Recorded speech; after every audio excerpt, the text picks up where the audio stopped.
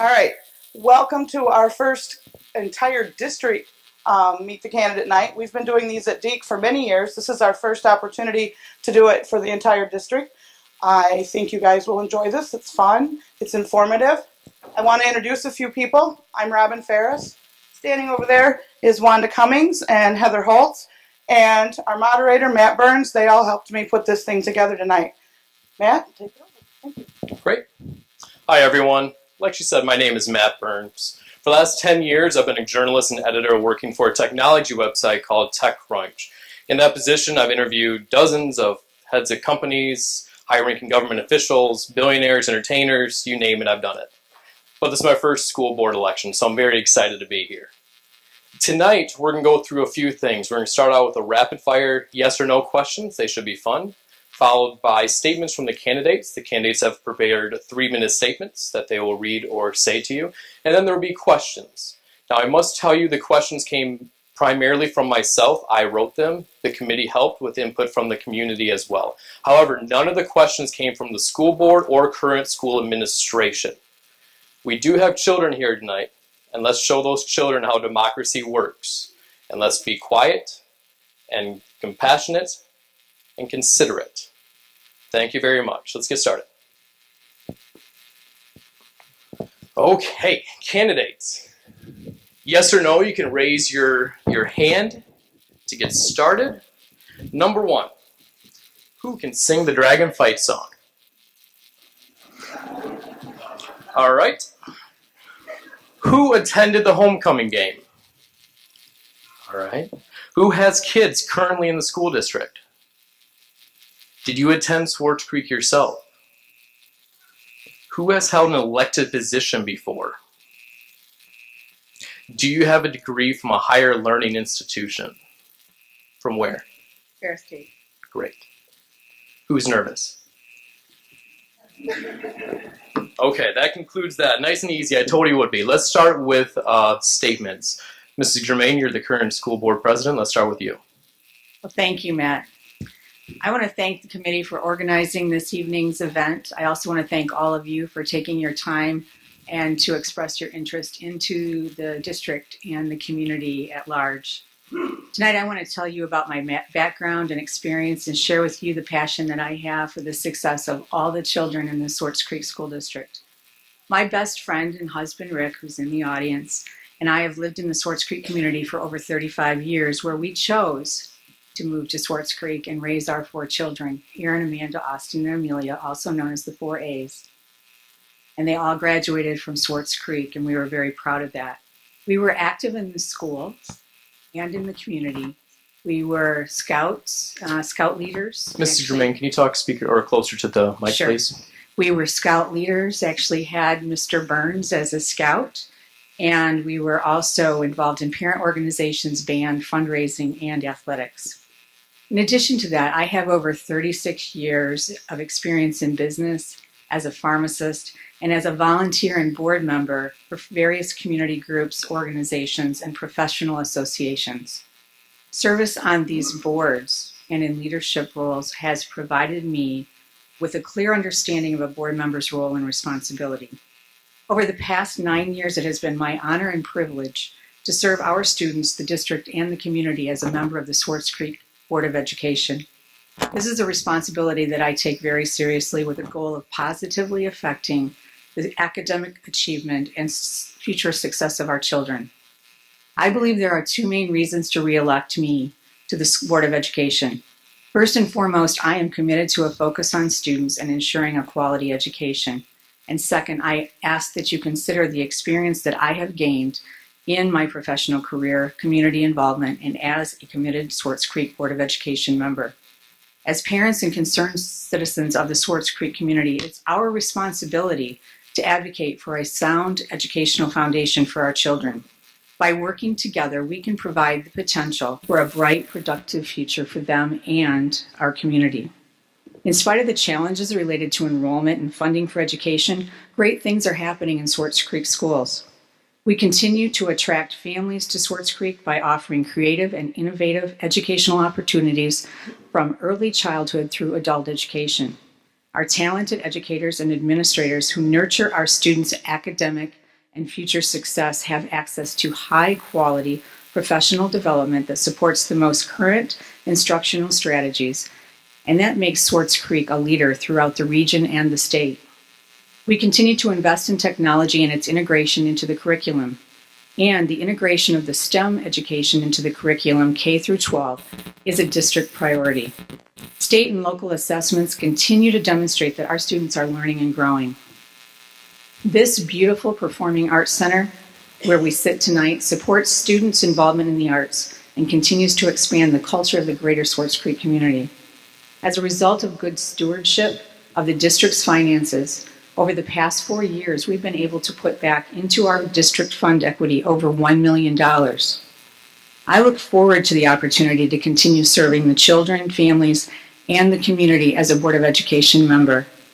Thank you again for being here this evening, and I appreciate your support in November. Thank you. Very good. Mr. Paul? I'm a lifelong member of Swartz Creek. A little nervous though. I was born and raised here, graduated from high school here. My wife, Amy Paul, graduated from high school here. We've been married 27 years. We've had 3 children that have graduated from Swartz Creek that have moved on. I was in the Air Force for 9 years in aviation. And currently what I'm doing now, I've been in aviation for 27 years. I've been involved in Swartz Creek since high school, playing sports, coaching when I was in high school. When we came back from the military, there was no doubt where we wanted to move, and that was back here to Swartz Creek. I've coached youth football, soccer, girls varsity soccer in the off-season, varsity lacrosse, and JV lacrosse. I never had any issues with any of the families, children that I've worked with. I feel that working in the community, which I've been doing since I've graduated, qualifies me. I have a great overall school district does. From the students, the teachers, the administration, the support staff, so that I can help out in great ways. Thank you. Thank you very much. Mrs. Green?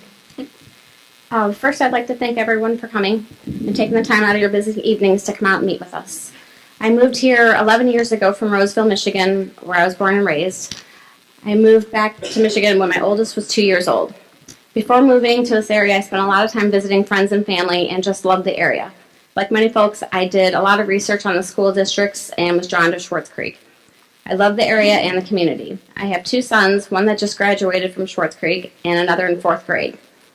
I've always been very involved with their school activities. I help plan events, attend field trips. I've worked at the school helping children with reading and sight words, and I'm also a member of PTO. Currently, I work for Sunoco Protective Solutions. It's a packaging company, and it's best known for making Pringles cans and Oreo cookies packaging. I've been there for 8 years. I'm a sales coordinator for a team of 20. I work with all the account managers and make sure that they have the tools they need to be successful. My main responsibility is working on their budgets. They each have an individual budget, but then we also have a combined budget. I manage both. Automotive makes up over half of our company, and just to give you an idea, my team's budget this year is $98 million. I've always been actively involved with my children's schools, but up until last year, I only saw things on a building level. I know the big question for everyone has for me is, am I running for school board to save gains? The honest answer is no. The possible closing of a building is how I got started attending meetings. I wanted to be informed in the past year. I've also attended every FEET meeting. Up until that point, I honestly did not see the big picture. Since then, I've continued to attend every board meeting. I have started to attend township meetings and task force meetings. I want to be informed on what's going on at a district and not just on a building level. I won't sit up here and make promises that I can't keep, but I do promise to listen and be a voice for our community, to make decisions based on accurate information, and to push for the answers we need. For me, transparency is the key, and I think our community deserves that. I'm in this to do what's best for our students, teachers, and community. We should all have one common goal: our children's educations, their futures. It's time to come together as a community and do what's best for them. Thank you. Thank you very much. Let's give them a round of applause.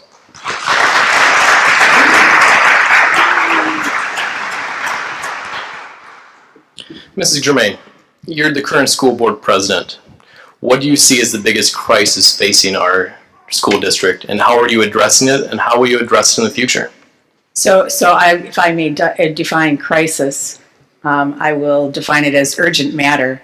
As most of you know, our superintendent has announced his retirement.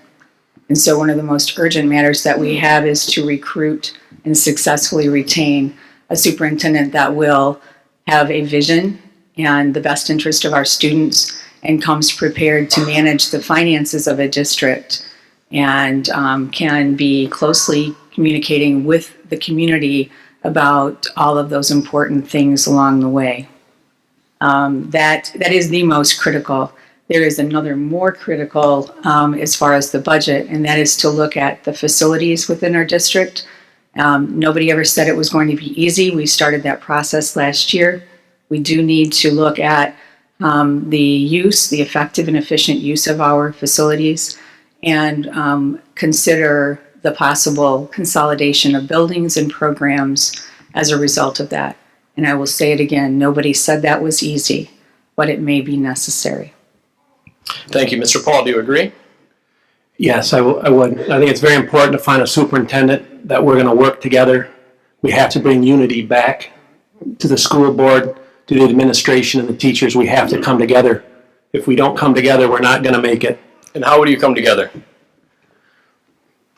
We have to get a superintendent who is going to work with us, who's going to work with the teachers. The school board's got to be willing to work with the superintendent and the teachers and not have this infighting that we're having. Great. Mrs. Green, going back to the same question, the original question, what do you see as the biggest urgent matter to the school district? I think declining enrollment is probably our biggest issue right now. And how will you fix that? I've attended a task force meeting. I think they have a lot of great ideas. I think we need to bring the community together for one, more one-on-ones and more meet and greets, and possibly do surveys to find out why children are leaving our district. Oh, very good. Now, keeping on that same topic, Mrs. Germain, the enrollment is declining. It's been on a declining trend for the last few decades, leaving our buildings underutilized. Is that an issue, and if so, how will you address that? Well, as I mentioned before, it is an issue. As a result of the economy, the declining enrollment, lower birth rate, and the aging population, we've seen declines every year. Swartz Creek is not unique to that situation. This year alone, we will probably see about a 50 student decline in the district. And you can expect as a community to see 50 to 75 decline over the next 10 years, each year. And that's significant. So that's why we need to address that. And as I mentioned before, we need to look at the facilities, how many students or the use of those facilities, and those are the hard decisions. That would allow us, if we were to consolidate programs and buildings, to take the administrative dollars that support those buildings and put those back into the general fund that would then support the instruction and get it closer to the students. So it would pay for teachers and curriculum and technology and those other things that we all value so much in education. Mr. Paul, what policies or practices would you seek to address declining enrollment? What practices I'd like to see is we have to attract students to our school district. Like Mrs. Germain said, the population is not growing in Genesee County. There's no manufacturing, there's no jobs that are coming here to make people move into the county. So we have to attract students here. And I think one way to do that would be to advertise the district, advertise what our graduates have done.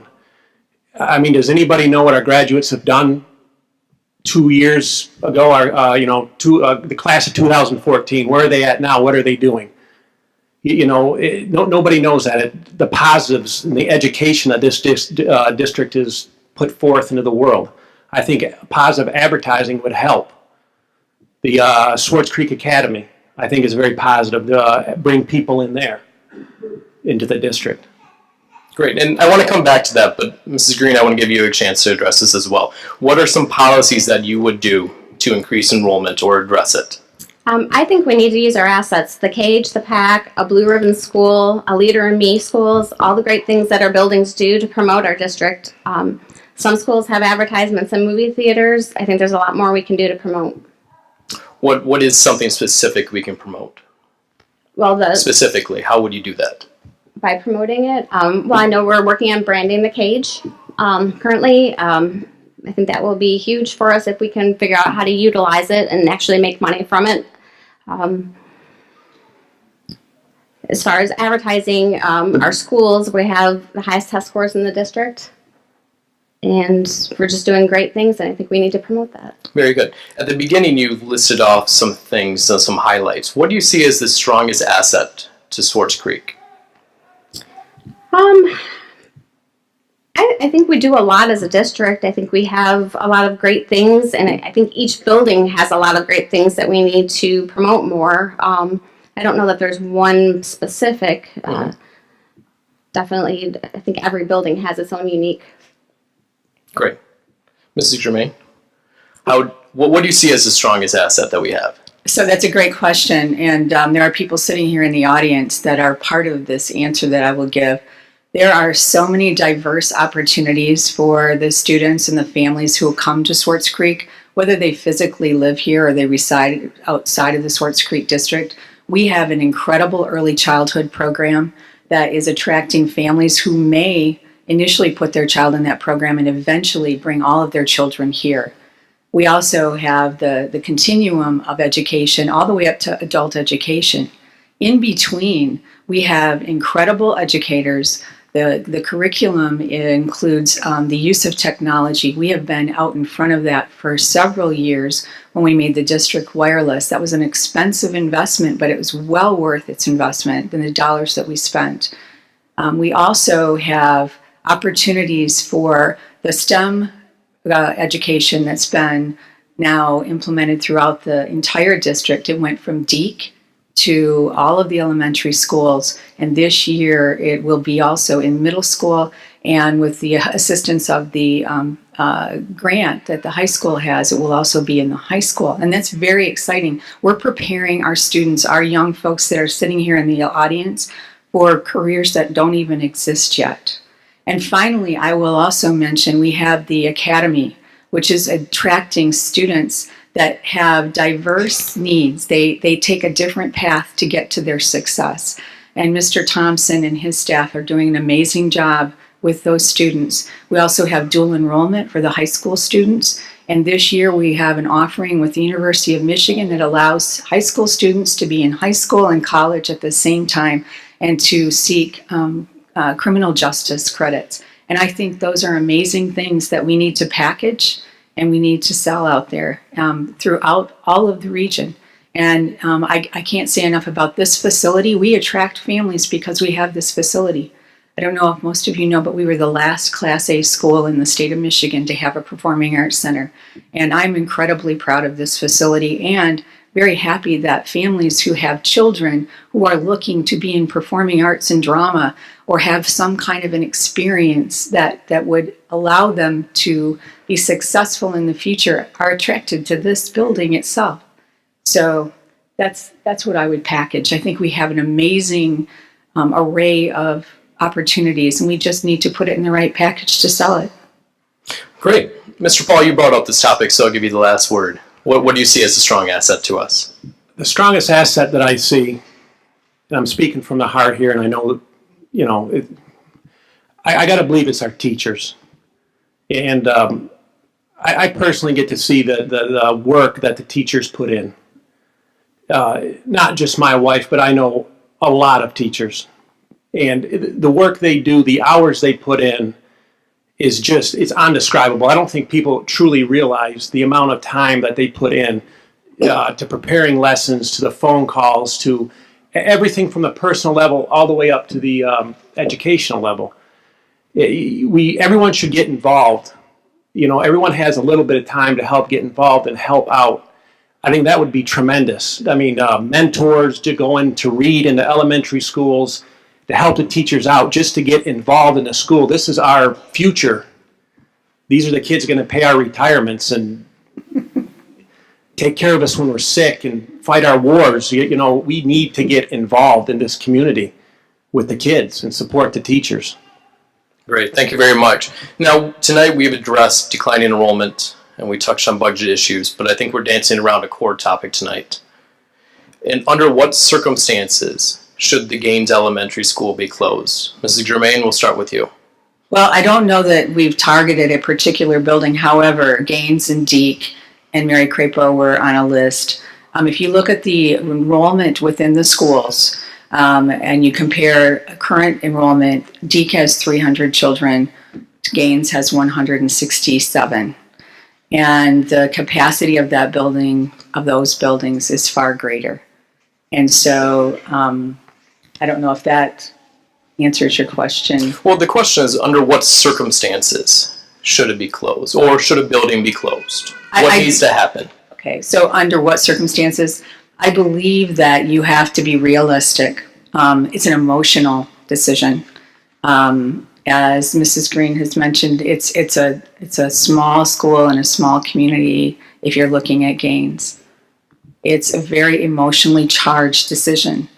As school board members, as administrators, we can't make emotionally charged decisions. You can't make knee-jerk reactions either, but you do have to be realistic. If you are paying for, if it's a fixed cost to keep a building open, so you have utilities, you have administrators, you have other costs that are fixed, and yet you have declining enrollment in that school. To be fair to all of the school community, you have to look at the possibility of closing a building. And that is the hard reality.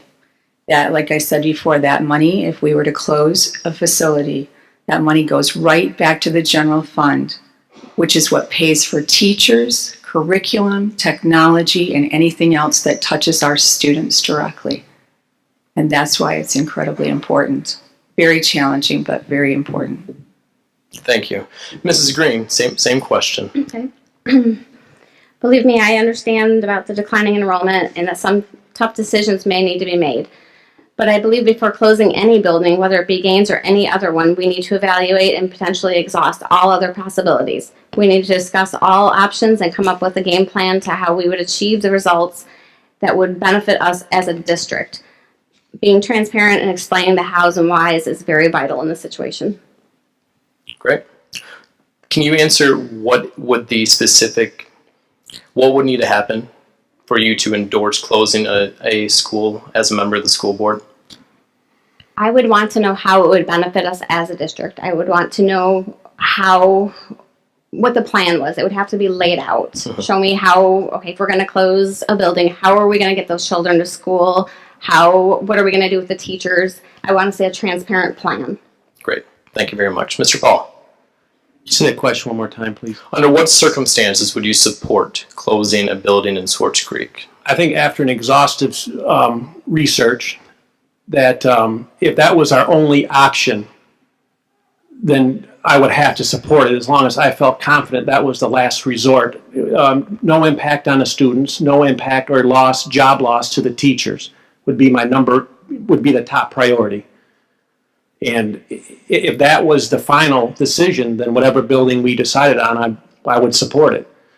And I would like everyone else also to remember that this is a Swartz Creek Community School, not individual townships or villages. It's a Swartz Creek Community School, which is best for the community. Thank you very much. I know that's a tough question, so let's move away from it for a second. Mrs. Green, the principals endorsed Mr. Paul and Mrs. Germain, and the teacher union endorsed Mr. Paul. Was that a mistake? Should they have endorsed you? I was hoping for the teacher's endorsement. I mean, I won't lie, but I think I can bring a lot to the table. I've got a financial background. I'm in it for the children, and I'm in it to do what's best. Great. Mrs. Germain, why do you think the principals endorsed you? I believe that they've seen my track record as a board member for 9 years, and they trust me. They know I will tell the truth. They know that I will participate in difficult decisions.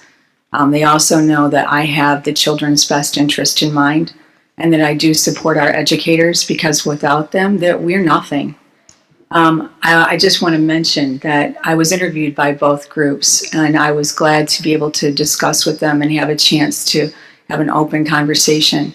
And I did tell both groups, because one of the last questions they asked was, what if we don't endorse you? And I told both of them, regardless of whether you endorse me, I'm grateful for this opportunity, and I'm grateful for all that you do every day. It really wasn't about an endorsement. It was really about having an open line of communication. Great. Mr. Paul, you were the only one to get the endorsement from the teachers union. Why do you think that was? I think it's because I was a lifelong resident. I speak from the heart. I care about our children, the staff, the community. And I think they were convinced I have no hidden agendas and I'm not a one-line candidate. That I'm open-minded to any and all suggestions. Great. So if you had 20 seconds to explain why you're running for this school board, what would you say?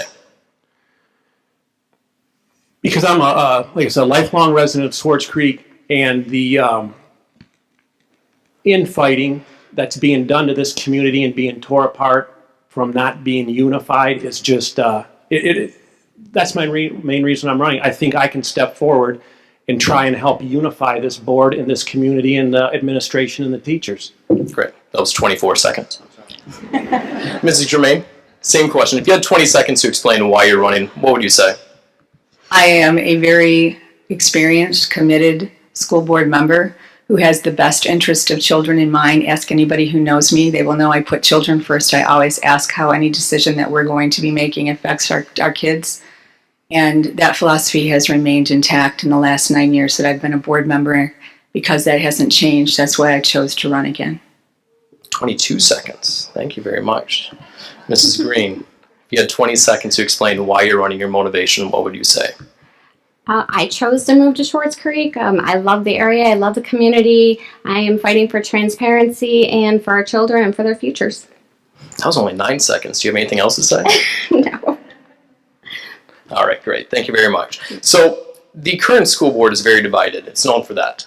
What would you, as school board members, do to bring the school board together? Mrs. Green, let's start with you. First, I think that they need to speak more. It's very divided. Everybody has very different opinions. I think more outings, one-on-ones, different things to make them come together as a group. And they need to realize that this is for our whole community and not just for themselves. And the fighting needs to stop. We need to come together and do what's right for our children and for their futures. Great. Mr. Paul, how do you bring the school board together? Someone has to be willing to step forward and start that process. And I'm willing to step forward and start that process to try and hear different points of view and bring us together so how we can have mutual respect with different points of view. We're all adults and professionals. We need to come together and respect each other. Just because we oppose views doesn't mean the trash talking should start on closed websites or whatever media outsources we have. That doesn't help. Great. Mrs. Germain, slightly different question for you. You're the current school board president. How did the school board get so divided? That's a function of the folks who are on the school board and their beliefs and, quite frankly, behavior. When I started on the school board 9 years ago, we had a board that discussed items, deliberated items, asked for information, made decisions based on fact. And even if one of us, two of us, three of us might have had a differing viewpoint, once that vote was taken, it was a unified voice out in the community. And that has changed with the profile of the board over the last several years. And there is an opportunity for people to work more closely together. You don't have to agree on everything. People come from different backgrounds. But you do need to ask for data. You do need to make decisions that affect our children every day based on the information that you can gather. And it's our responsibility to ask for that. It can't be just based on opinions. And like Mr. Paul said, you have to be very careful about what you say out in the community because all that does is create a larger divide. So there is an opportunity there. I do believe that. I'm a very collaborative soul. Ask my husband. And I will try to get people to work together whenever I can. But people have to choose to come together. Mr. Paul, what do you see as your role as a school board member? Well, the school board, it's themselves, they hire and evaluate the superintendent and set policy and vote on policy. Other than that, I mean, that's exactly what the school board does. What do you see as your role personally sitting on Oh, my role. Okay. your role? Well, what I just mentioned, a part of that, and then trying to bring people together.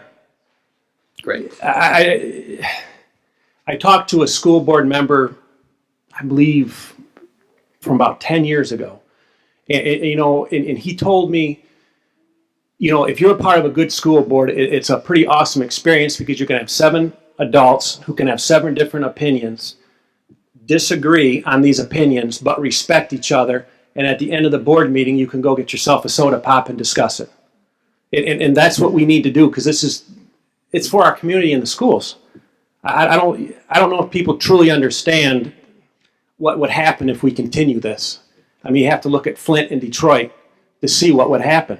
If an emergency manager comes in here, the school board's dissolved. They're in charge. They'll close and do anything they want. And we're powerless against that. We have to stop this. You brought up the superintendent, and to go back to you, Dr. Hall's retiring. What are you looking for personally in a new superintendent? Well, from my military background, I'm a big fan of a very strong leader who's not afraid to make an unpopular decision, but stick by it if it's the right decision. That's to be a leader, that's what you have to do. You have to stand up in the face of adversity and make the correct decision, regardless if it's not popular or not. Mrs. Germain, what are you looking for in a superintendent? I am looking for someone who is a consummate leader, who has an incredible vision, who has an experience base that we can draw from, who's not afraid to learn about the community, who's always focused on our students, who is someone who is able to surround themselves with talented administrators and educators and is the advocate for those folks, and someone who has significant experience in managing budgets, because you're talking about a $36, $37, $38 million budget every year, and you're predicting that in June for the next school year when you don't even know how many students you will have, and that's the basis for your budget. So we need someone who can pull all of those things together and has the ability to have a relationship with the community, with the families in the community, with the students in the district, and is able to pull people to this district. Not just the people who work here, but the people who want to live here and want to raise their children and educate their children here. Great. Mrs. Green, what are you looking for in a superintendent? Transparency, integrity, a leader, someone who's willing to work with our board and commit to a vision. Great. And I must apologize, I didn't ask you this. What do you see as your role as a school board member? Well, I would see my role as just being a role model for students and inspire staff and create some positive direction. Great. Now, I've talked to a good amount of people in preparation for this in and around the school board, and there's apprehension about you joining the school board. What do you say to your critics? I think that people, think that I'm in it for gains, which it's just how I got involved. It's not why I'm here. Of course, I love my little country school. I would be lying if I said I didn't, but if a school has to close and if it's gains, then just show me how it's gonna benefit us all as a district. Just be honest, be transparent, and show us what needs to be done. And the other question I've heard a lot of is, am I looking to sway the vote 4 to 3 the other way? And that's not right at all. I just want accurate information. I want to be able to provide honest answers and do what's best for our kids and make really good decisions. Great. Thank you very much for that. Internal communication on the school board is tough, but external seems just as rough. Let's say a millage needs to be passed for the school board. How would you communicate that to the community? Mrs. Germain? Sure, I'll use an example if I may. Oh, yeah, sure. So I've mentioned technology several times, and each year we have to set aside about $250,000 to $300,000 to support the technology that's needed for the district. Not only what we have now, but what we need to provide to the educators and the students so that they can be successful. That's a lot of money to set aside in a general fund. If you're paying $250,000 for technology, you have to make decisions about what else you can't do that year or where you have to cut back. I'm suggesting that in the future, near future, we may want to propose a technology bond. Many districts are doing that now. It's a small amount of money to pay. It's an established long-term plan, and it doesn't take dollars away from the general fund. And it only adds a very marginal amount to a person's tax base. So, does that answer your question? Sure does. Mr. Paul, how would you communicate with the community about a millage? If we're going to go forward with a bond and I was on the board, I think, number one, I'll go back to it, it'd be very important that we attack the bond issue and come out as a united front with the community. If we come out as a united 7, plus the superintendent and everybody behind us, I think the community would support it. But if they continue to see 4 people say yes or 4 people say no and 3, 4 against, that gives a mixed message, and that will start people wondering, do we really need it? What's going on? Why not united? If we can come out as a united front, I don't think it'd be a problem. I think that's the first line of communication is to come out as a united front with the board and administration. Thank you. Mrs. Green, same question. I would agree on that as far as we would need to get all the information and come out as the united front. Great. Now I'm going to read one because there's lots of words here. The State Board of Education just released a statement and guidance on safe and supportive learning environments for lesbian, gay, bisexual, transgender, and questioning students. So let's chat about this for a minute. What step does the Swartz Creek Board of Education have to take to ensure that every student, regardless of their real or perceived sexual orientation, gender identity, and gender expression, is treated equally and fairly? Mrs. Germain? Well, I think that school districts may address this in various ways. It may result in the investment in a separate facility so that there is an opportunity for that student to have some privacy, but also to protect the well-being of the other students.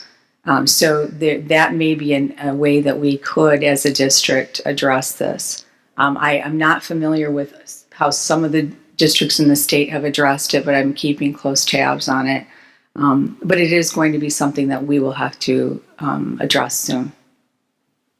Mr. Paul, how would you ensure that everybody's treated equally and fairly? I would have to, like Ms. Germain said, do research on this, but paramount would be the safety and security of our children. So separate facilities would have to be looked at, and I'd have to just do research on that, Sure. but the safety and security would have to be the number one issue. Would you support gender-neutral bathrooms? Yes. Great. Mrs. Green? I would have to say the same thing. We would have to do research on it, but I think a third facility would be the best option. Okay. Now, before we get to the end here, I have a couple more questions. You've all been handed note cards. If you have any questions for the candidates, I would encourage you to write down those questions. We're going to take a break in a few moments, and then we're going to come back and I'll ask those questions. When you have your questions wrote down, raise your hand over here. Go give them to those 3 lovely ladies, and then they'll get them up to me. Great. So let's get back to the questions at hand. Gaines was recently recognized as a top-performing school. How do we get Gaines's level of achievement to other schools? Mrs. Green? Well, I had an idea. We have 7 board members and we have 7 facilities. What if we assigned a board member to go to the different facilities, gather information, and bring back a report? That person assigned to Gaines could tell what's going on there or maybe what they're doing differently. Do you think that the smaller class sizes at Gaines have anything to do with it? Yes, I do. I think there's more one-on-one attention, there's more time for instruction, and there's more time for the kids who need more help. Great. Mrs. Germain, how would we get Gaines's level of education to other schools? Well, I'm a firm believer in best practices, so I would look to see what Gaines has done, either similarly to other Blue Ribbon schools or to differently than other district facilities. And then if we can gather that information, maybe not isolate it to just Gaines, but look at all of our, especially elementary schools, and see what's being done there, what needs to be improved, what needs to be maximized, and then take those opportunities and share them with all of the elementaries and in the district, middle school and high school as well. But I think if you're focusing on the youngest of our district, start with the elementary schools. Great. Mr. Paul? I think the class sizes are probably the number one reason why. I believe there's 18 kids in the kindergarten this year. So I think the average kindergarten in the other schools are 24 or 25. So there's way more one-on-one time. And I think the transient in and out is less at Gaines than the other 4 elementary schools too, with the kids coming in and out throughout the year. So there's a lot of variables that are in the other schools that Gaines doesn't see. Great. So moving on to one of our last questions. Mr. Paul, under what circumstances would you support Swartz Creek going to a year-round calendar?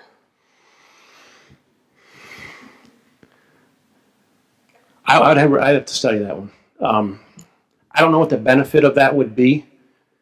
I know that kids lose time over the summer, and you spend the first month or so reorientating them back. But I don't know what benefit that would serve the children. I know Davison just started it this year, and they've had selective elementary schools in the Davison district that's been doing it. And I'm not sure if there's been a study, I haven't seen it, of the children that went to that elementary school, how their test scores worked with the elementary schools in Davison that didn't go year-round. So I think that'd be a big consideration. There'd have to be a big benefit, in my opinion, to the students to go to a year-round schedule, because that would impact a lot of people. There'd have to be a big benefit. Thank you very much. Mrs. Green? I would like to see the research to show how it would benefit them as well. I haven't seen anything out there that would say that it benefits them more to do that. Mrs. Germain, do you see any benefit to a year-round school? I do see the benefit of a year-round school. I'm not sure that it's right for every single community, but I would support looking at pilot schools, much like we did with DEEC, with the STEM program that has worked out remarkably well. Those students had the second highest MSTEP scores in the county, and so in science. And so looking at piloting within a certain area of the district, and then giving the program an opportunity to work, give it some time. Like Mr. Paul said, look at test scores, look at how parents perceive the program, and then consider maybe expanding it throughout the district, much like other neighboring districts have done. Great. Thank you very much. That concludes our question and answer session. What we're going to do right now is take a 5-10 minute break. If you have any questions, and I've seen a lot of you writing, head over to that table and hand in your questions. And the candidates, we can walk outside and use the restroom and whatever. Thank you very much. Give them a round of applause. We're good to go. You guys have a lot of questions. What we did is we went through and divided them up into categories. And there's themes that run through all of these questions. And we did our best to curate questions that address all the themes asked. So I do apologize if your specific question will not be asked, but we really hope to address everything that's in this stack right here. So, Mrs. Green, your name was brought up a lot here. Your campaign has been about promoting transparency, yet you administer a closed Facebook group. Please explain. A closed I don't have a closed Facebook group. Okay, very good. That was easy. So number 2, please explain your knowledge of school. Oh, was your mic not on? She said she does not have a closed Facebook. All of my pages are wide open and anybody can view them. Great.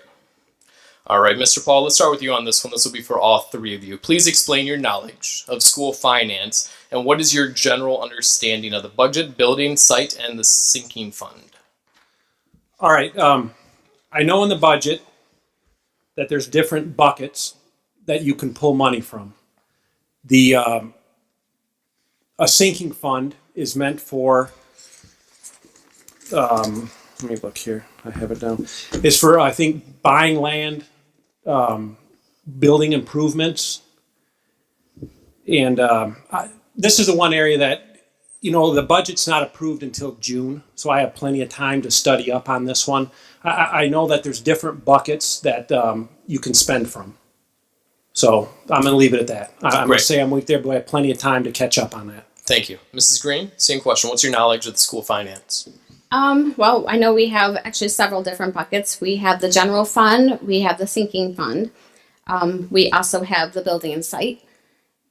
And as far as I know, right now we have no money to repair any of our buildings. And also, the budget is not currently online. It's a one-page, and they're usually 15 pages long, so we can't even see what's really going on as a community. I think the budgets also need to be in Excel form so that we can see any formulas, hidden columns, different things like that. But we should know as a district what is going on. Great. Mr. Germain, can you explain school finance right now? Well, I'm glad Within you asked. 2 minutes. After 9 years, I'm still learning certain things about finance. That's because the rules change. And so you have to keep up with that. During my first year as a school board member, I made a commitment to myself to learn as much as I possibly could about finance for schools. And it's very complex. Yes, there's a general fund where you're allowed to pay for salaries, curriculum, books, utilities, other things that are not building related. A sinking fund is actually what helped pay for this facility. It's also what helped us buy the cage. We were able to capitalize on a federal loan because we had a shovel-ready design of a facility that would be attached to a high school. And we had 36 hours to submit it to the state. Otherwise, those dollars were going to disappear. We were able to get a 0.59% loan as a result because we had earlier that year passed a sinking fund. Earlier, we had passed a sinking fund for 20 years. So there's the difference there. Building a site, I'd like to correct Mrs. Green. We actually have about $400,000 to $500,000 a year that's generated that we can use to update our facilities, maintain our roofs, our parking lots, anything that has to be done. And so that's part of the building and site. Building and site dollars cannot be used for general fund purposes. If we were to do that, we would all be wearing orange and probably going to prison. So we are very, very careful through our administrators and our accountants to make sure that our audit is clean and that we have everything in the proper buckets and only that money is being used. There's Title I funds that are being allocated to high-risk buildings in our district. That's Elms and Deek, where you have a high free and reduced lunch population. And so those are federal dollars. They have very strict rules about accounting of those dollars. And anything that is not spent has to go back to the government. But those very, very strict rules about how those dollars are spent. Within our funds, we also have a cafeteria fund. And those dollars are restricted to the use of our cafeteria, where we can upgrade kitchens, etc. So that's Great. in a nutshell. In a nutshell. I'll come back to you in a second, but Mrs. Green, you were brought up. Would you like to respond to that? Yes, actually, as of right now, it looks like we only have 100,000 or so left for repairs. And I was told that the money from the cage and the PAC come out of the building and site. Okay. Mrs. Germain, would you like to respond? The sinking fund is exactly what was passed, 20-year sinking fund, and that was able to generate the funds to allow us to build this facility. Great. The bus wash came up several times. Mrs. Germain, how do you justify that purchase? I'm glad you asked. So I'll educate some folks, just like I've been educated over the years. When I started on the school board 9 years ago, it was $65,000 to buy a bus. I was astounded. Now it's over $85,000 to buy a bus. Buses are purchased on a schedule, so we try to make them last as long as we possibly can, but the primary consideration is the safety of our students. When we look at trying to preserve a bus, in other words, extend its life for 1 to 2 more years, a way to do that is to keep them clean and well maintained. We voted as a school board to purchase a bus wash for $100,000. Let's say $100,000. $99,000, and then there have been some electrical upgrades that have been occurring since to support the bus wash. That bus wash is paid for out of the building and site funds. And you'll know I mentioned before we can't spend those dollars on other things. Buses at $85,000 a piece come out of the general fund. General fund, as we know, is what pays for our teachers' salaries, for the curriculum and the technology. So if we can extend the life of a bus, keep $85,000 in the general fund, that goes to support something that helps our students on a daily basis. The bus wash additionally will generate about $18,000 a year, and that's washing the GISD buses that we maintain. It'll also allow us to provide those services to other municipalities, Swartz Creek or other cities, if they want their buses or their other vehicles washed. And we had staff that was spending 45 minutes per bus hand washing buses. And now it takes 4 minutes for the bus to go through the bus wash. So if you look at time savings, when you look at salaries for our staff, that's considerable savings as well. Thank We you. thought it was a good investment. Mrs. Green, do you have any thoughts on this bus wash? Yeah. First of all, the bus wash can only be used at certain times of the year. The cold temperatures don't permit us to use it. And the underneath part of the bus wash, which is the part that we would want to maintain on our buses, the water pressure does not reach. Is there any policies that you would seek to fix this or replace it? I would just like to see more discussions before purchases are made that affect us as a community and affect our budget. Okay, thank you. Mr. Paul, this bus wash. Okay, I agree with what Mr. Germain said, but I'd also like to add in here, this is probably the main issue that really opened my eyes to do something about this district. The vote to get this bus wash was a 5-2 vote, I believe, correct?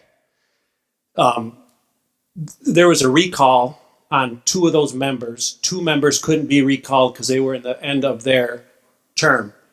They decided not to recall the 5th member, and I believe the reason was it would take too much time to add his name to the recall. So that right there alone, and then that started the ball rolling for me looking what's going on with this board. Why are there 2 people being targeted when 5 voted? Why wasn't the 5th recalled? So that's my main issue, why I decided to run, is that alone showed the fighting and what's going on in this board. Do you have any problems with the bus wash? Oh, no, I don't. I'm all for it. I'm 100% for it. I've been a aircraft maintenance my whole entire life. If you think this is money, you'd be shocked at what the federal government and civilian aviation pays to maintain and wash their aircraft. This is a no-brainer to me. So whoever is against this bus wash, you don't wash your cars in the winter or in the summer, this is a no-brainer. Great. Thank you very much. Another question that came up quite a lot. Mrs. Germain, after 9 years and mounting issues, Mrs. Germain, do you feel that you're a part of the problems this district has? If not, then why? I'm not sure that I agree that we have significant problems in the district. You may be identifying problems as relationships on the board, but this district has great things happening. I've mentioned many of them. We have focused on our students. We have invested in technology. We are giving them an opportunity for STEM education. We have hired incredible educators. We have only once in my tenure as a board member laid off teachers in the spring, and that fall we called them all back, and all but there were 4 that were laid off and 3 came back. 1 had found another job, and since then we have not laid off any teachers. We have hired people because we need great educators. I am very proud of all of the investment in the academy, the variety of curricula that we have for our students, and the success of our students. And I don't define success as the top 10 of the class or the valedictorian. They're very successful on their own and we should be very proud of them. But we have students in this district in a growing number that come from other areas of the county who need our help. They're high-risk students and they deserve our help just as much as any other student. And we have programs to offer them. And the community of Swartz Creek benefits from that. So I'm not really sure that I agree that we have problems as a school district. I would agree that we have opportunities to improve the relationships that we currently have on our current school board. Thank you for that. Let's talk about process. Mrs. Green, if a parent comes to you with a complaint about a teacher or principal, what is the proper way for you as a school board member to handle that? I would advise them first to follow the chain. They would need to talk to the teacher first and then follow up the chain with the principal and then go to the superintendent. Great. Is there any disagreement from you guys? No, that's the only way to handle that. Okay, so it's I believe the crux of this argument is that you as a school board member should not address it yourself, but encourage the parent to do it themselves. Correct, that's not a board member's job. Great. Thank you very much. Parents have to submit a background check to be in the building. So should school board members have to follow the same rule? Mr. Germain, we'll start with you. Well, I'm glad you asked that question because I was one of 2 school board members this year as we were reviewing policies who identified that we had all of our volunteers, all of our staff, all of our administrators, all of the vendors who might have direct contact with students, and any substitute teachers who had to have background checks. Anyone who went on a field trip had to have a background check. Yet the people that did not have to have a background check, and it's not required by Michigan law, were the school board members. We're in buildings, we attend events, we're close to the students, and yet we were not expected to.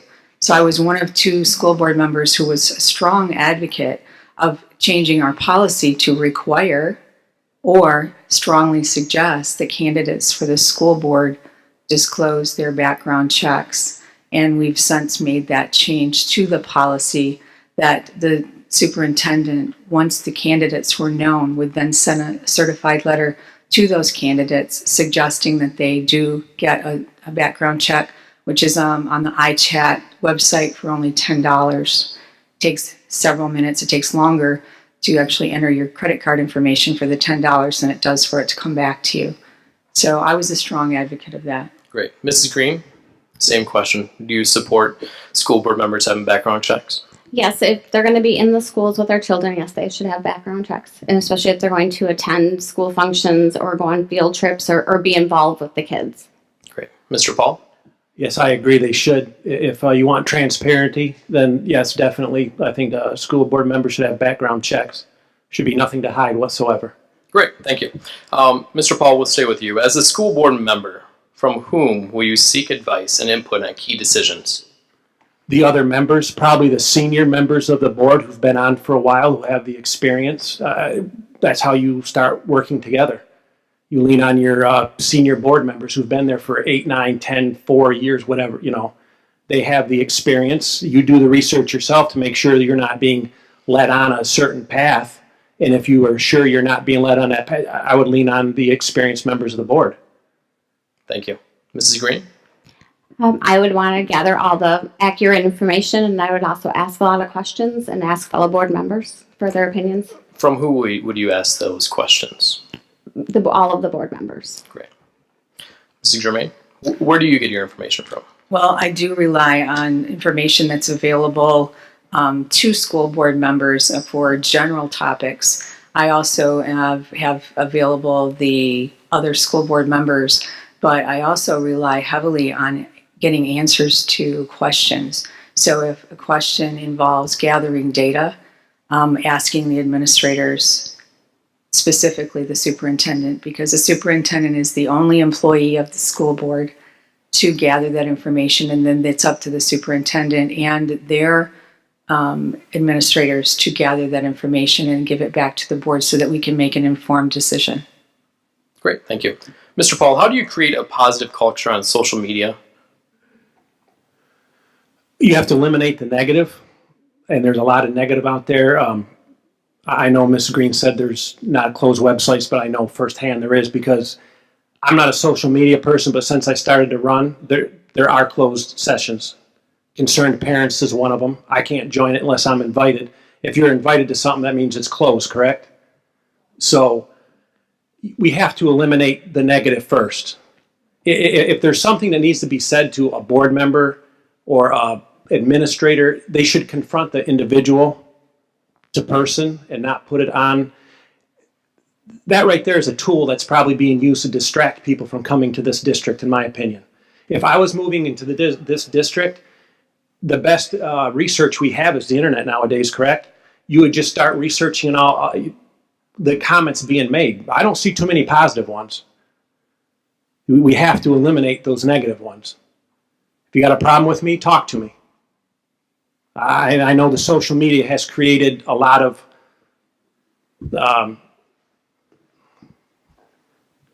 tough people because they're not talking to people face to face. I don't mean that in an aggressive way. I'm just saying it's harder to talk to somebody face to face than when you're hiding behind a computer screen in your living room. I think if we could communicate face to face and put positive stuff on the computer, it would help out a lot. Thank you. Mrs. Green, how do you create a positive culture in social media? I think anything negative, you come back with a positive on it. Just you spin it. For instance, there was something on social media about schools and calling out one school in particular, and you need to, as a district, come together and point out what is positive about all of our schools and not just one. It's just one example that I've seen lately. But I did have a rebuttal on Sure, that. please. My page is not a closed page. I don't know if there's another one. The concerned parent page is not my page. It's just one that I'm on. I've seen it, but it's not my page. Thank you. Mrs. Germain? I believe that whatever you post in social media, you should be willing to share with the front page of any newspaper, as well as your grandmother. And if it can't come out of the bubble over your head, it shouldn't be said. And that's the practice that I have. It's what we've encouraged our children. And I'm actually quite appalled by some of the things that I see in social media. My first thought is you need to be positive. Why are you saying things that are negative? And to Mr. Paul's point, it's very, very easy to hide behind social media and to attack people. And not only is it inappropriate and is it hurtful, I think sometimes it hedges on the edge of illegal and possibly could spur a So how would lawsuit. you, as a school board member, create a culture that promoted positivity? I would only encourage positive messages. We have so many great things to share as a district. I cannot control what other people do. I can control how I react to it. But I also would promote positive things that are happening in this district. And the list is long. And we just have to put it together and put it out there. And then we destroy the negativity. It takes a lot of people to do that. It takes the support of people to do that. Well, thank you for that. We'll stay with you, Mrs. Germain. What is your position on the standardized grading system that was carried through to the middle school? Well, I'm glad you asked. And I do not have any children in the middle school. But I have done the research on the standard-based grades, and it is very interesting to me. I equate it to something like when you're an adult and you get an evaluation in your job, and they very specifically point out to you areas for opportunity or improvement or areas that you're doing well. It seems like that's a good focus for parents, teachers, and the students so that you're really focusing in on the things that need to be improved upon. Not at the expense of those things that they do well. We should celebrate those. But I do know that the research supports focused identification of opportunities and how much more quickly and strongly that will move children ahead. So I have not had a child in that situation, but I have done the reading and the research and the evaluation. And I wish my kids would have been in that situation because an A or a B or a C didn't tell me what I needed to help them with. Mrs. Green, you have a child in elementary school and they're about to enter middle school in a few years. Mm-hmm. Do you support standardized grading or do you like to go back to the more traditional? Well, I'm very new to it, so I'm still learning. My older son's graduated; he had letter grades, and my younger one's only in fourth grade. So I'm trying to familiarize myself with how this is working. I did write down positives for it. I came up with 7, and I've also been watching videos that were posted by Rick Romelli, I believe his name is, to get a better understanding of what's going on. So from what I can tell so far, I've seen a lot of positives. Great, thank you. Mr. Paul? I think I'm for it, for the elementary and the middle schools students. Now, from my understanding, this is the way the ABC grading scale works. If you're teaching your kid, let's say, multiplication, in the beginning they don't get it. Their first 5 tests are 50%, let's just say, so they're failing. But by the end of the math curriculum, now they've mastered it, they're getting A's, right? So now they've mastered that program, they're getting A's, but they're averaged over the whole learning period. So according to the ABCDE schedule, they're a C student, correct? But in the grading system that we're going to now, they'd be graded on the fact that they've mastered the multiplication, and that's what we're after. We want to make sure the children understand what they've learned, not that they failed in the beginning and now they only got a C at the end, but they've mastered it. So that's what I feel about it. Great, thank you very much. And we're going to end on a fun topic. It seems like it was everybody's favorite topic, and that is the cage. Mr. Paul, what do you think the district should do with the cage? I think we should advertise it more and utilize it more. I think because of Title IX, it has really benefited the school. You know, they've made, for example, basketball. Girls used to play in the fall, boys would play in the winter. Now they play together. So you have between the 7th, 8th, 9th, 10th, 11th, and 12th grade teams,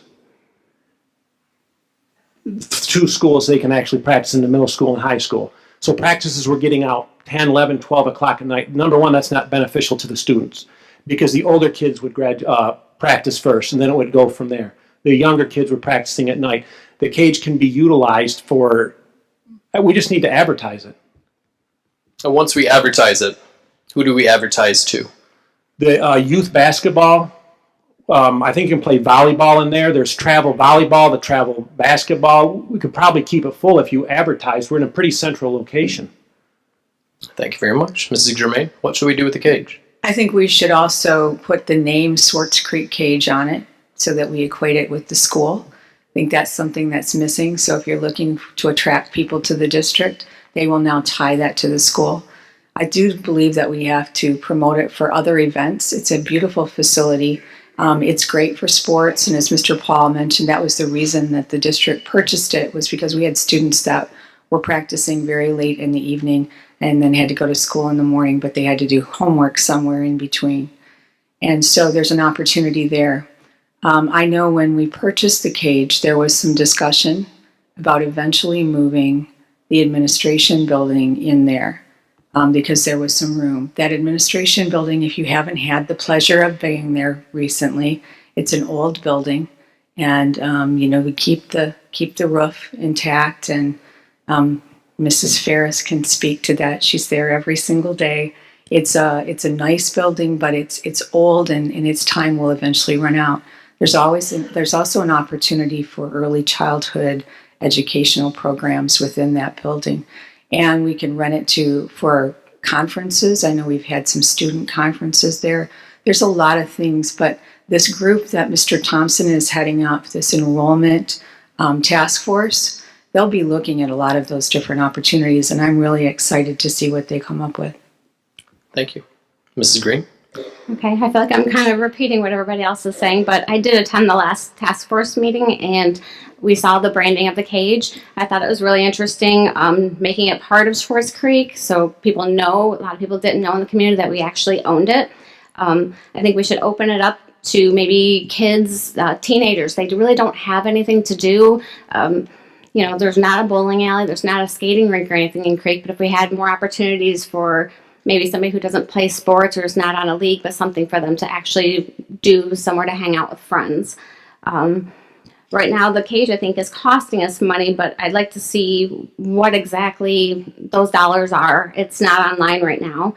And then possibly using it to its fullest potential and possibly hiring somebody to run it. Great. Thank you very much. And last question. Did anybody learn the Dragon Fight song yet? No? All right. Well, thank you very much for coming out tonight. Please give our candidates a round of applause.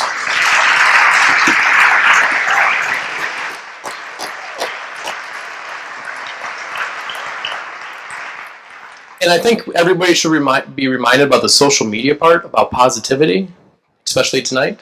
Thank you very much, guys.